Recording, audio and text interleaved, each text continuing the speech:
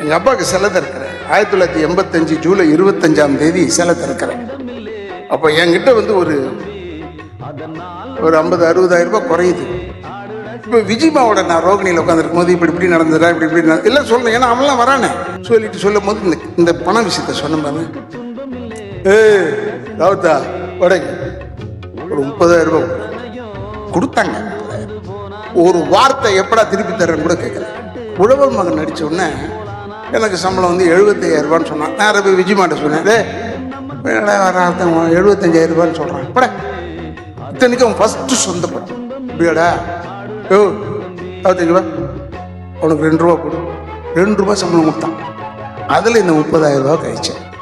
அதுக்கு அவன் சொன்னான், ஏண்டா உனக்கு இந்த 30,000 ரூபாய் எதிர்பார்த்தாடா உன்கிட்ட கொடுத்தேன். எனக்கு உங்கள் நைன் அவர் ரொம்ப பெரியவர், அவர் சில திறக்கிற அந்த மரியாதைக்காக கொடுத்தேன்டான்னு சொன்னான்.